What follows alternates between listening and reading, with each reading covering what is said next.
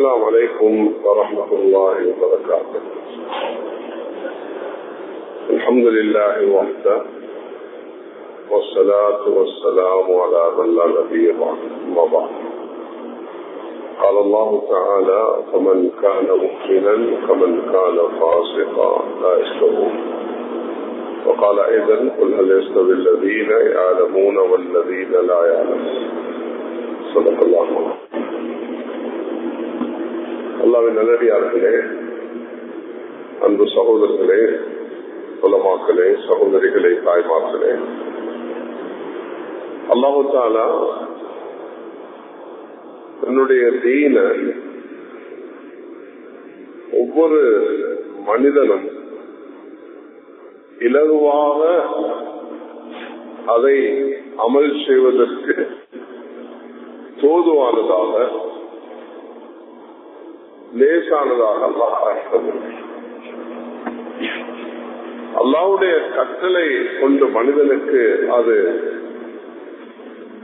ஏவப்படும் பொழுது, அல்லாஹ்வுடைய கட்டளை கொண்டு ஒரு மனிதனுக்கு அது கடமையாகும் பொழுது, அந்த கட்டளை சிரமமானதாக, கஷ்டமானதாக இருந்தால் மனிதன் அதை எடுத்து நடப்பது கஷ்டமாக.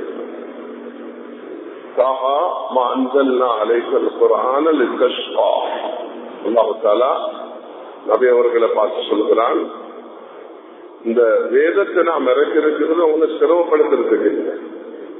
அல்லாஹ்வுடைய எந்த ஒரு கட்டளையும் அதுல இருக்கக்கூடிய முக்கியமான ஒரு அம்சம் தான் யுரீதுல்லாஹு பிக்குமுல் யுஸ்ர வலா யுரீது பிக்குல் உஸ்ர. அல்லாஹ் இலகுவ லேச நாடுகிறான், கஷ்டம். நபியாக இருந்தாலும் உம்மத்தாக இருந்தாலும் அல்லாஹ் ரப்பல் இஸ்ஸத்துடைய எந்த ஒரு ஏவலாக இருந்தாலும் அது மனிதனுக்கு அது இலகுவாக லேசாக்குவதற்காக தான் அல்லாஹ் அதை விதியாக இருக்கிறான், கட்டமையாக இருக்கிறான். அது கஷ்டப்படுத்துவதற்கு அல்ல. முதலாவது, ஒவ்வொரு சகோதரர்களுடைய தாய்மார்களுடைய உள்ளத்துல வரணும், அல்லாஹ்வினால் எனக்கு விதிக்கப்பட்டிருக்கக்கூடிய இந்த கடமை அது என்ன சிரமப்படுத்துவதற்கு, கஷ்டப்படுத்துவதில்லை, எனக்கு லேசுக்காக.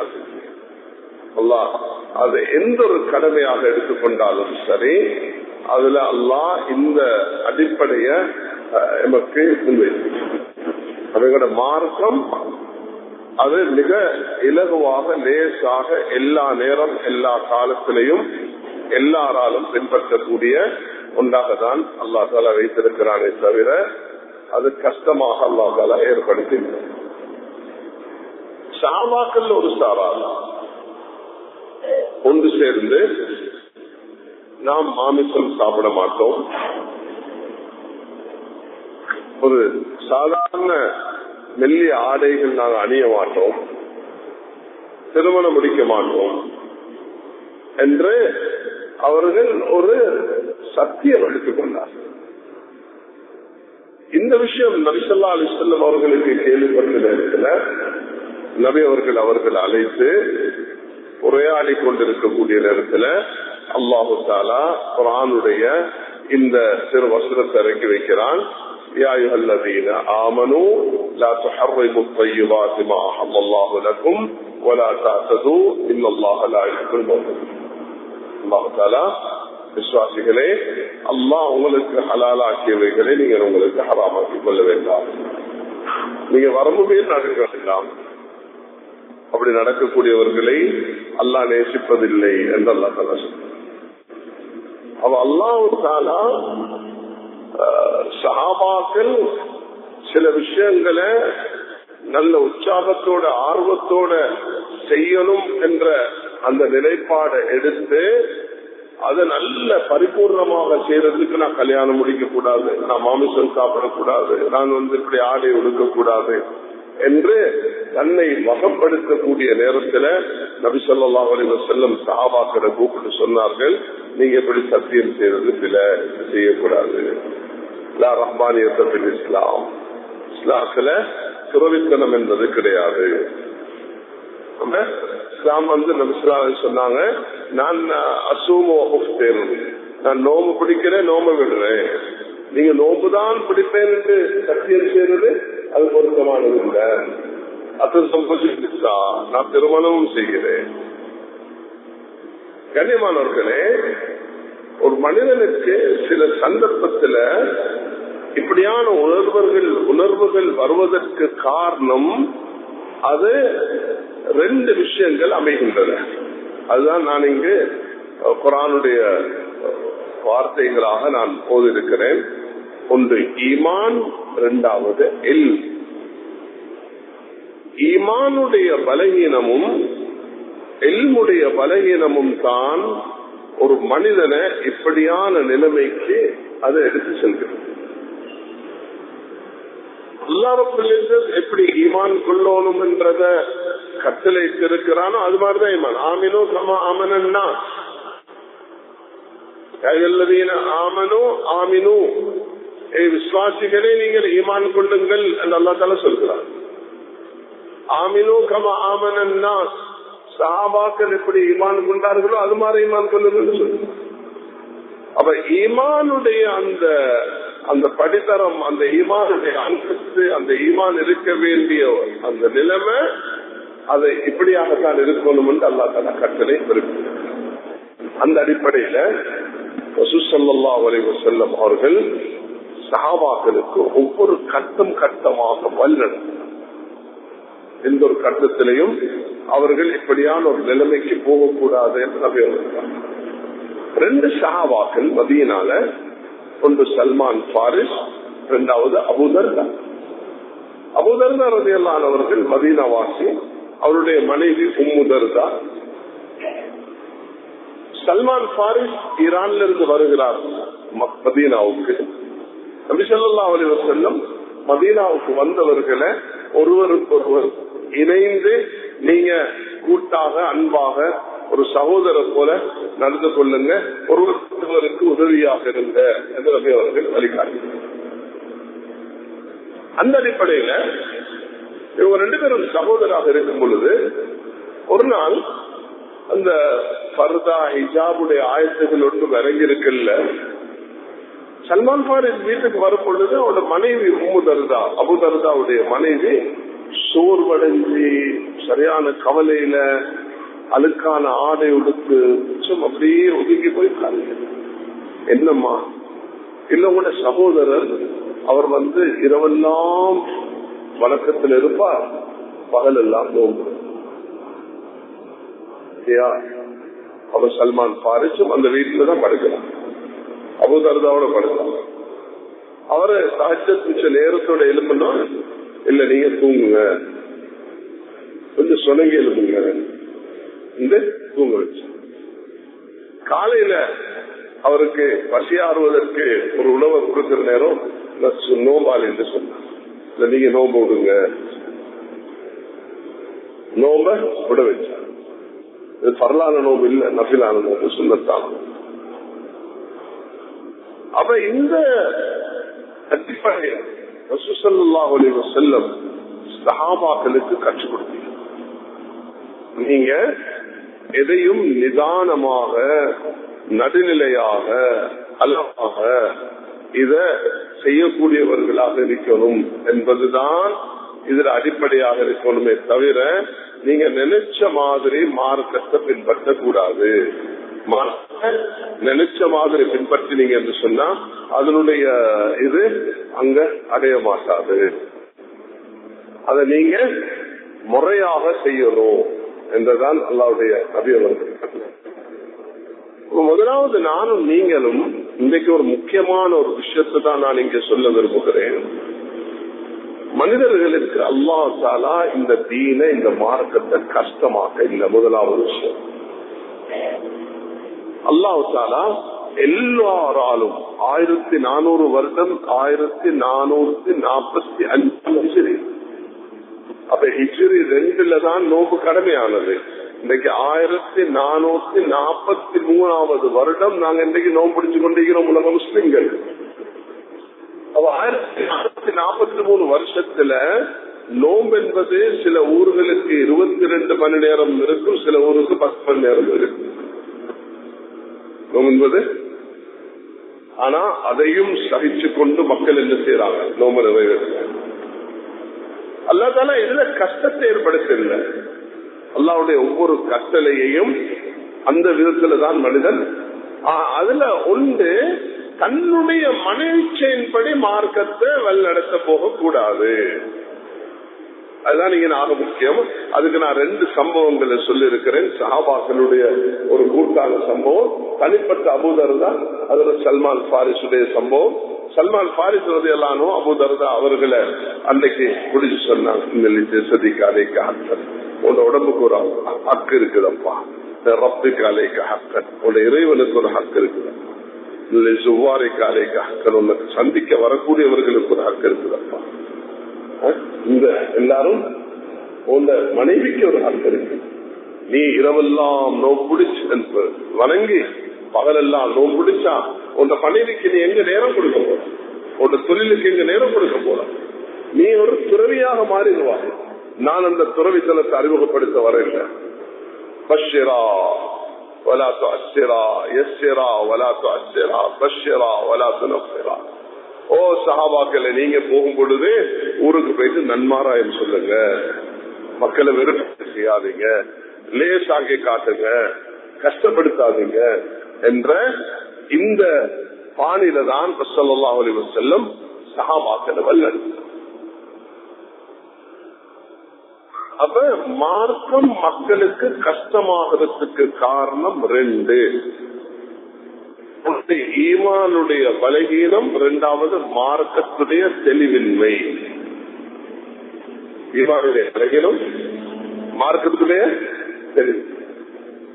அல்ஹம்துலில்லாஹ், அல்லாஹு தஆலா எங்களுக்கு 3000 மஸ்ஜிதுகளை தந்திருக்கிறார், 10,000க்கு மேல உலமாக்களை தந்திருக்கிறார், ஹாஃபிஸ்களை தந்திருக்கிறார், மதரசாக்களை தந்திருக்கிறார், சகோதரிகள், முஅல்லிமாக்கள், ஆலிமாக்கள், ஆயிரக்கணக்கான பெண்கள் இன்றைக்கு இல்மு படிச்சிருக்கிறார்.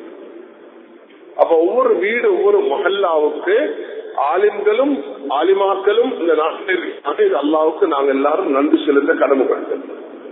அல்லாஹு தஆலா எங்களுக்கு இந்த பாக்கியத்தை தந்திருக்கிறான். அல்லாஹ்வுக்கு நாங்க எல்லாரும் இந்த ரமதான்ல உள்ளத்தால் அல்லாஹ்வுக்கு நன்றி செலுத்தோம். அல்லாஹ் இந்த நாட்டுல எங்களை வாழ வச்சு, இந்த நாட்டுடைய இந்த சூழல் எப்படி ஆக்கி, இந்த நாட்டுல ஈமானுடைய இந்த பக்குவத்தை ஏற்படுத்திக் கொள்வதற்கு எங்களுக்கு இப்படிப்பட்ட சூழல்களை தந்திருக்கிறோம். நாங்கள் அல்லாஹ்வுக்கு எதுக்காக வேண்டி நன்றி செலுத்தோம்.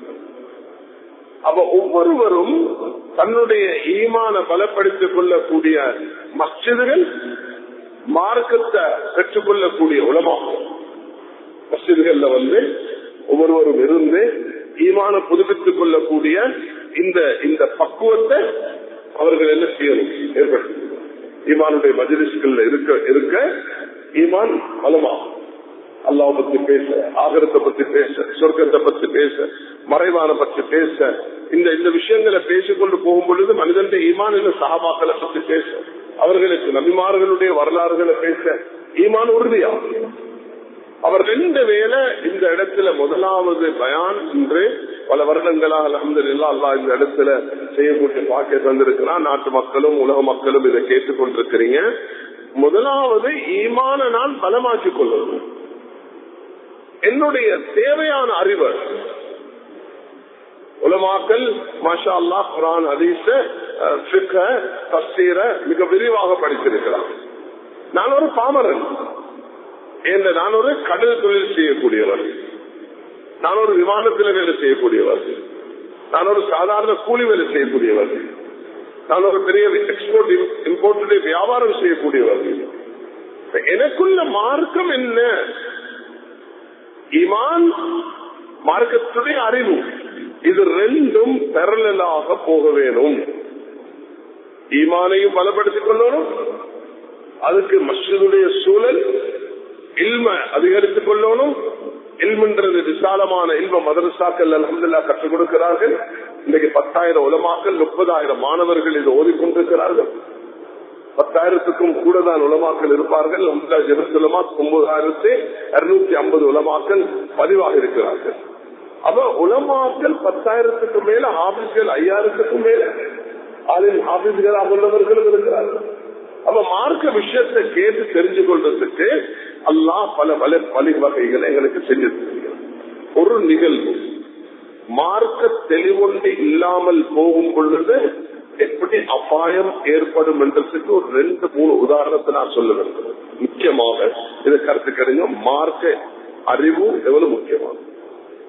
2 சஹாபாக்கள் பிரயாணத்தில் இருந்தாங்க. 2 பேரும் குளிக்க வேண்டிய ஒரு நிர்பந்தத்தில் இருந்தாங்க. அத தயமும் செய்யணும். தயமும் செய்யறதுக்கு அல்லாஹ் தஆலா குர்ஆனாயத்தை இறக்கி இருக்கிறான். பொழுது உள்ள சுத்தமான மணல்ல நீங்க என்ன செய்ய தயமும் செய்யுங்க குர்ஆன் சொல்லுது. உங்களோட முகத்துக்கும் கையில் நான் தடவி கொள்ளணும் என்ற இந்த ஆயத்தும் இறக்கப்பட்டில்லை. அவ எப்படி செய்யணும் என்பது இன்னும் வராத காரணத்தினால அம்மார் என்ற சஹாபி மண்ணுள்ளுக்கு அப்படி பிறண்டாரு. தலையிலிருந்து கால் வரைக்கும் மண்ணை போட்டுக்கொண்டார். உமர்றது எல்லாம் சொன்னாங்க, அப்படி செய்யறது இல்லை, நான் தான் இதை செய்ய மாட்டேன். அவ ஏன் இது ரசூலுல்லாஹி அலைஹி வஸல்லம் எந்த முறையில இதை செய்யணும்? உதாரணமாக தொழுகை அல்லாஹ் தஆலா கடமையாக்கினார். மேராஜில தொழுகை கடமையாக்கி அடுத்த நாள் ஜிப்ரீல் அலைஹிஸ்ஸலாம் வந்து நபி அவர்களுக்கு இமாமத் செஞ்சார்கள். யார் இமாமத் செஞ்சது? 5 நேர தொழுகைய ஜிப்ரீல் அலைஹிஸ்ஸலாம் வந்து 2 நாள் இமாமத் செஞ்சு ரசூல் ஸல்லல்லாஹு அலைஹி வஸல்லம் அவர்களுக்கும் கற்றுக் கொடுத்தார். ரசூல் ஸல்லல்லாஹு அலைஹி வஸல்லம் சஹாபாக்களுக்கு சல்லு கமா ரஅய்துமூனி உஸல்லி என்று நான் என்ன எப்படி சொல்ல கண்டீர்களோ அப்படி சொல்லுங்க என்று சொல்லி மட்டும் இல்லாமல் மெம்பர் மேல ஏறி நபி அவர்கள் தொழுகையை செய்து காண்பித்தார்கள்.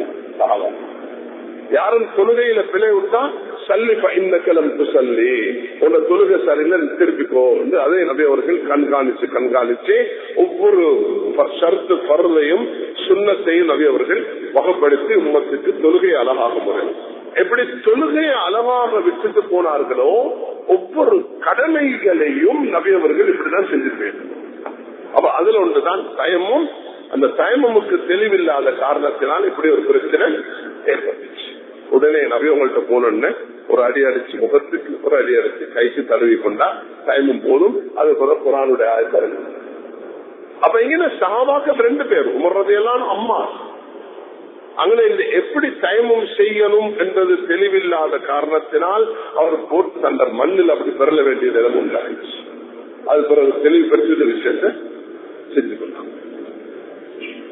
ஒருவர் குளிப்பு கடுமையாவது ஒரு பிரயாணத்துல இப்ப குளிக்கணும் என்ன செய்யறது என்றது தெரியாம 2 பேர்கிட்ட பத்துவா கேட்கல. 2-3 பேர் சொன்னாங்க, உங்க தலையில காயமா இருக்குது, பெண்டேஜ் போட்டு இருக்குது, என்ன செய்ய, நீ குளிச்சுதான் ஆகணும் என்று சொல்லி அவர் குளிச்சு அதே இடத்துல மௌத்தா போயிட்டார்.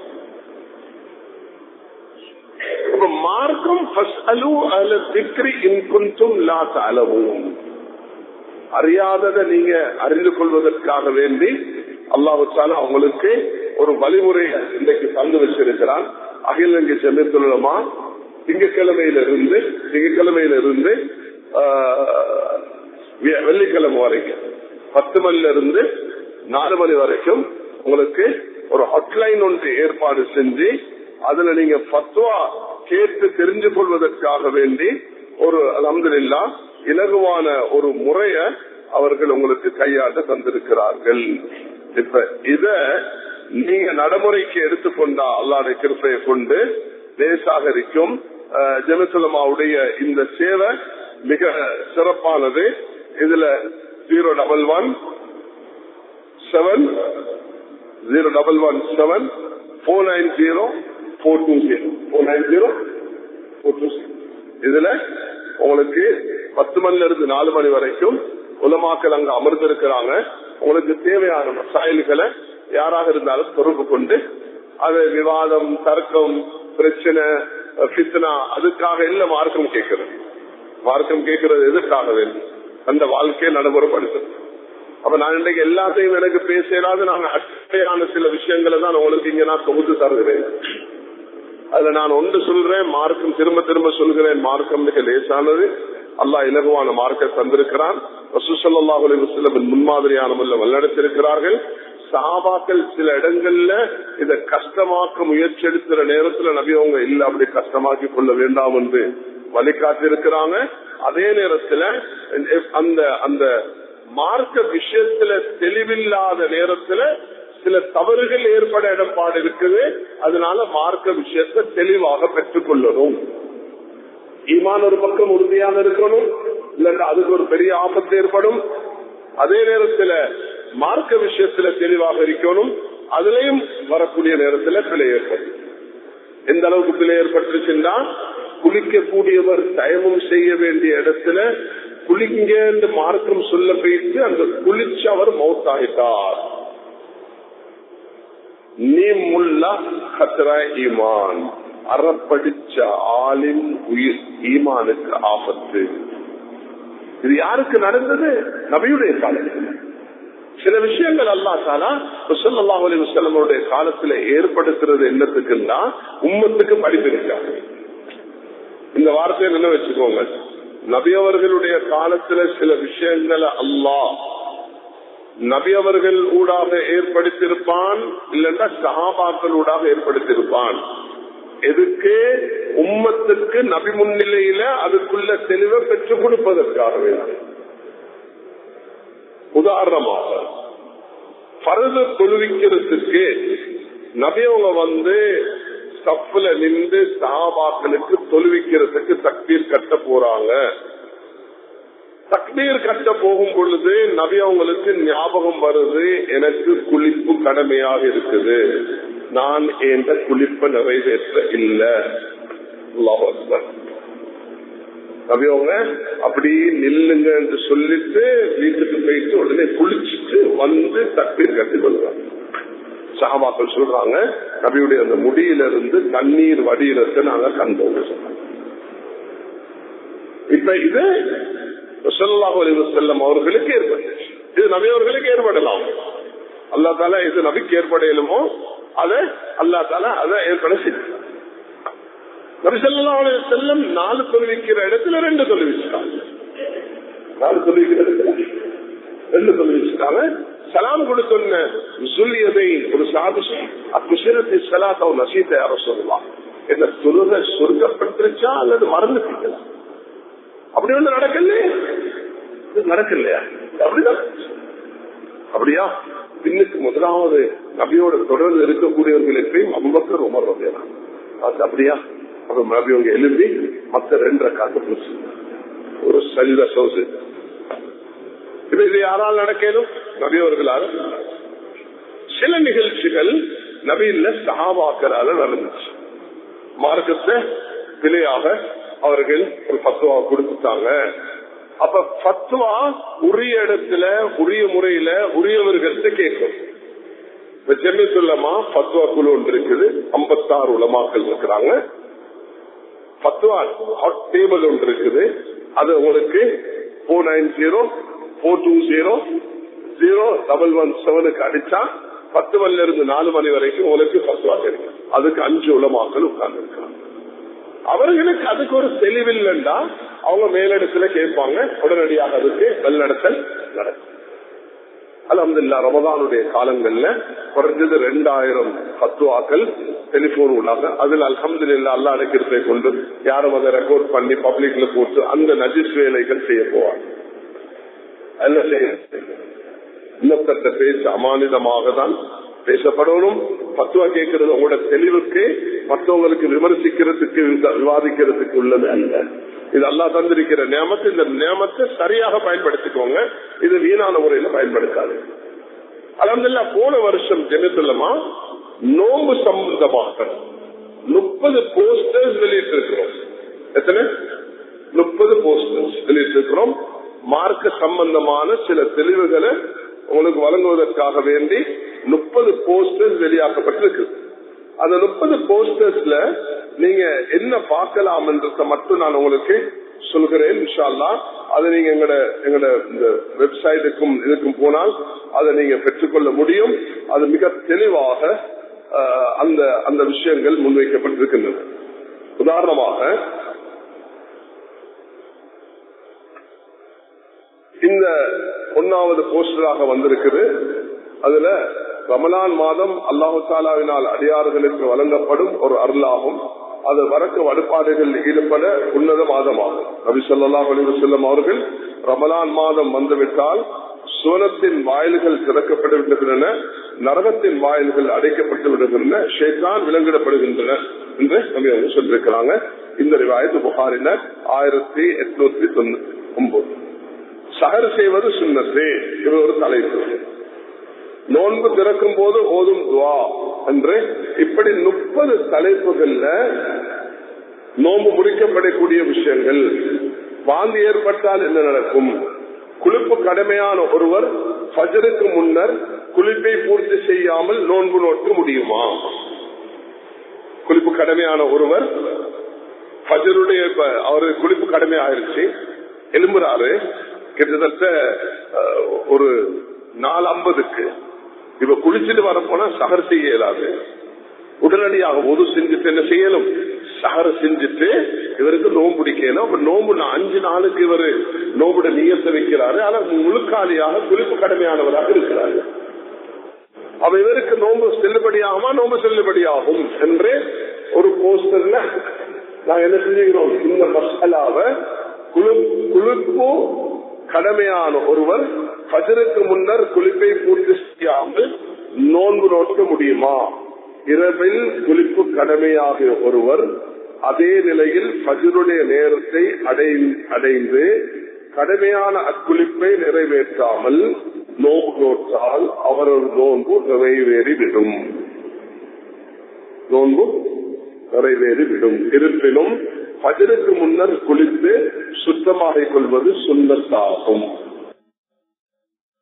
அப்ப இவர் 4 மணிக்கு குளிப்பு கடமையாக எழுப்பினா 4:30க்கு இவருக்கு அவசரமா 10 நிமிஷத்துல குளிச்சுட்டு இவருக்கு சஹரும் செஞ்சுட்டு நோம்பு பிடிக்கணும். இவர் 4:55க்கு தான் எழுப்பினா 10 நிமிஷம் தான் இருக்குதுன்னா சஹர் செய்யறதா குளிக்கிறதா? குளிக்க போனா அவருடைய சஹர் அடிபட்டு போயிடும். அவர் மார்க்கம் என்ன சொல்லுது? மார்க்கம் நிச்சயம் தெளிவாக இருக்குது. இந்த நேரத்தில் அவருக்கு ஒரு அனுமதி இருக்குது. முதலெடுத்துக்கு குறைஞ்சபட்சம் அதுக்கு இல்லாட்டி அவருடைய சஹரை செஞ்சுட்டு குளிச்சுட்டு சஹர் செஞ்சு அவருக்கு நியத்தை வச்சுக்கொள்ள. இவர் முழுக்காலியாக குளிப்பு கடமையான ஒருவராகத்தான் இந்த நோம்பு நியத்தை வச்சிருக்கிறார். அது செல்லுபடி ஆகும். ஆனா என்ன செய்யணும்? உரிய நேரத்தில் இவர் செஞ்சு கொள்வதுதான் ஆக சிறந்ததாக இருக்கும். இப்ப இதே நேரத்தில் இந்திரியம் ஸ்பெர்ம் வெளியாகுவதன் நோன்பு முடியுமா? இது இன்னொரு கேள்வி. இப்படி 30 ஃபத்வாக்களை ஜமியத்துல் உலமா போஸ்டர் வடிவத்துல இது என்ன செஞ்சிருக்கிறாங்க? இப்ப இதெல்லாம் வாசிச்சா நீங்க நேரம் இருக்காது. நான் உங்களுக்கு ஒரு மாதிரியாக சொல்கிறேன். அப்ப அதுல ஒருவருக்கு தானாக இந்திரியம் வெளியாகுவதன் மூலம் அவரது நோன்பு முடிய மாட்டாது.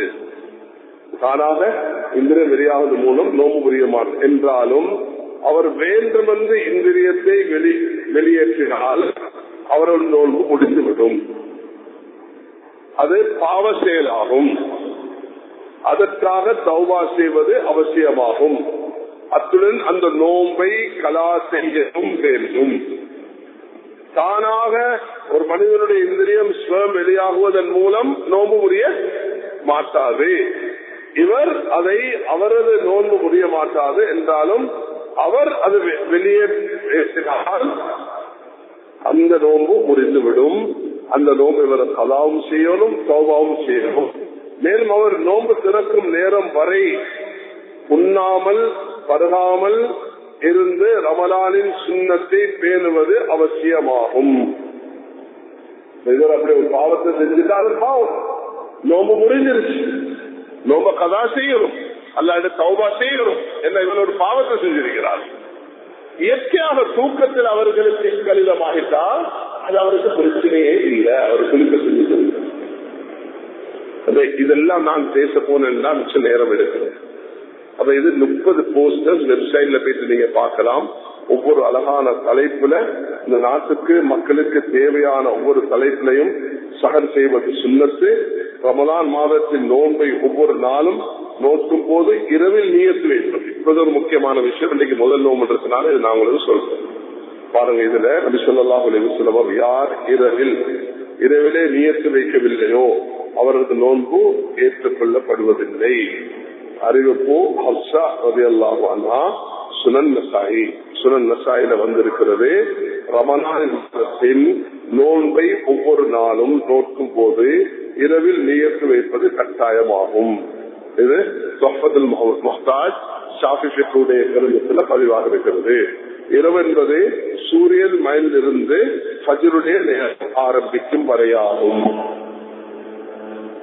அப்ப எங்கட உலமாக்கள் அந்த காலத்திலிருந்து சுபைக்கு பிறகு நியத்தை சொல்லி கொடுக்கிறதே, ஃபஜ்ர்ல இருந்து சுப வரைக்கும் உங்களுக்கு நியத்து வச்சுட்டீங்கன்னா நியத்து சரி.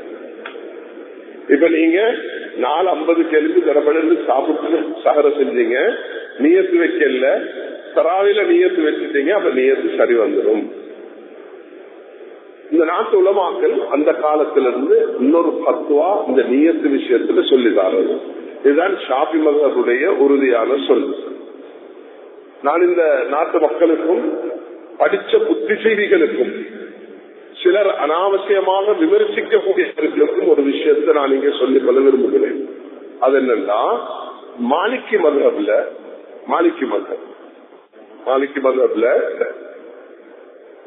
30 நாளைக்கும் ஒருவர் நோம்புக்கு நியத்து வச்சுட்டா, இடையில அவர் நியத்து வைக்க மறந்தாலும் அவருக்கு நோம்பு கதா செய்ய தேவையில்லை. ஷாஃபி சட்டத்தின்படி ஒவ்வொரு இரவும் நோம்புக்கு நியத்து வச்சு ஆக வேண்டும், இல்லாவிட்டால் அந்த நோம்ப கதா செய்ய வேண்டி வரும். அவ எங்கட உலமாக்கள், ஷாஃபி மذஹபை சேர்ந்த உலமாக்கள் உம்மத்துடைய லேசுக்காக இந்த விஷயத்துல நீங்க அதனுடைய அந்த நிபந்தனைகளுடன் மாலிகி மذஹபுடைய அந்த மذஹபின் படி 30 நாளைக்கும் நியத்து வச்சு கொண்டு இடையில ஒரு நாள் நியத்து மறந்தாலும் உங்களுடைய அந்த நாளுடைய நோன்பு செல்லுபடியாகும், கதா செய்ய தேவையில்லை என்ற நிலைப்பாடு இருக்கு. எப்படி ஹஜ் உம்ராக்கு போகக்கூடிய நேரத்துல தவாஃப்ல தன்னுடைய மனைவி தான் குடிச்சு கொண்டு போற விஷயத்துல ஹனஃபி மذஹபுடைய அந்த இமாமுடைய கருத்தை அமல் செய்யறதுக்கு எங்களை நாட்டு மூத்த உலமாக்கள் அனுமதி தந்தது போல இந்த விஷயத்திலையும் அனுமதி தந்திருக்கிறார்கள். அப்ப 4 மذஹபுகளுடைய, நீங்க கடந்த காலங்கள்ல பாத்தீங்க, கோவிலுடைய காலத்துல 25 பேர் தான் தொழுவ என்று சொல்லக்கூடிய நேரத்துல 40 பேர் ஊர்வாசிகள் அந்த ஊர்ல இருக்க வேண்டும், வயது வந்த ஆண்கள் எல்லாம் இருக்கக்குள்ளதான் ஜும்மா கடமையாக்கும் என்று ஷாஃபி மذஹப்ல சொல்லப்பட்டு இருக்கும் பொழுது, மாலிகி மذஹப்ல ஃபத்வா இருக்குது என்று இந்த நாட்டுடைய மூத்த ஆலிம் ஜமியத்துல் உலமாவுடைய 1973 இருந்து 89 வரைக்கும் தலைவராக இருந்த அல்லாமா அப்துல் ஸமத் ஆலிம் ரஹ்மத்துல்லாஹி அலைஹி அவர்கள் மாலிகி மذஹபுடைய அந்த நிபந்தனைகளுடன் இது நீங்கள் நடைமுறைப்படுத்தலாம் என்ற ஃபத்வா இந்த நாட்டில் நாங்கள் நடைமுறைப்படுத்துகிறோம். அப்ப தேவைப்படும் பொழுது மன இச்சைக்காக அல்ல, எங்க தேவைப்படுமோ இந்த 4 இமாம்களும் மிக கண்ணியமானவர்கள். இந்த நாட்டில் அல்ஹம்துலில்லாஹ் அல்லாஹு தாலா இந்த 1300 வருடங்களாக ஷாஃபி மذஹபுடைய அடிப்படையில இந்த நாட்டு மக்களை உலமாக்கள் நடத்தி வருகிறார்கள். இந்த நாட்டுடைய மேரேஜ் டிவோர்ஸ் ஆக்ட்லயும் ஷாஃபி மذஹப் என்பது சில இடங்கள்ல உள்வாங்கப்பட்டிருக்கிறது. ஃபத்வாக்கள் எல்லாம் அதன்படிதான். ஆனா உலமாக்கள் எப்பொழுதுமே ஒரு விசாலமான பார்வையில தான் இருப்பார்கள்.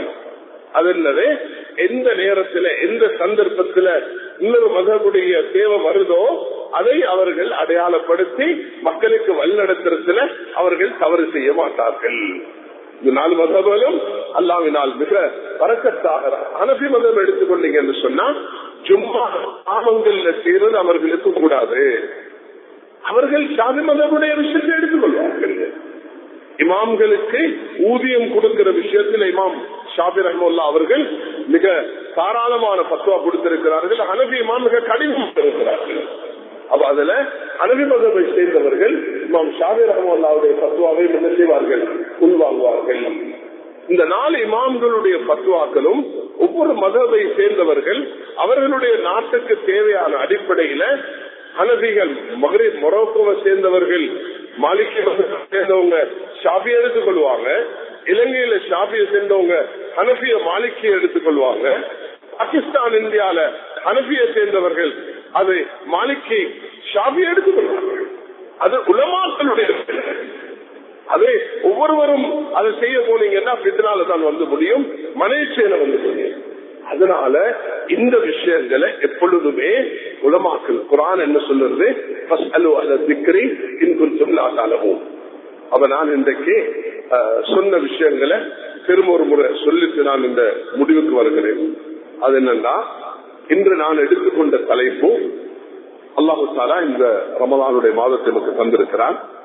அல்லாஹ்வுடைய கட்டளைகள் எதுவுமே எங்களுக்கு லேசாகிறதுக்கு தான் தரப்பட்டிருக்குதே தவிர கஷ்டத்துக்கு இல்லை. அதுக்கு நான் குர்ஆன் ஆயத்துக்களை முன்வச்சு, கஷ்டமாக்க யாரும் முயற்சி எடுக்க கூடாது என்பதற்கு நான் 2 சம்பவங்களை உங்களுக்கு, சஹாபாக்கள் நாம் திருமணம் முடிக்க மாட்டோம், மாமிசம் சாப்பிட மாட்டோம் என்று சொன்ன நேரம் அல்லாஹ் குர்ஆனுடைய திருவசனத்தை இறங்கி எப்படி வழிநடத்தினான் என்பதை சொன்னேன்.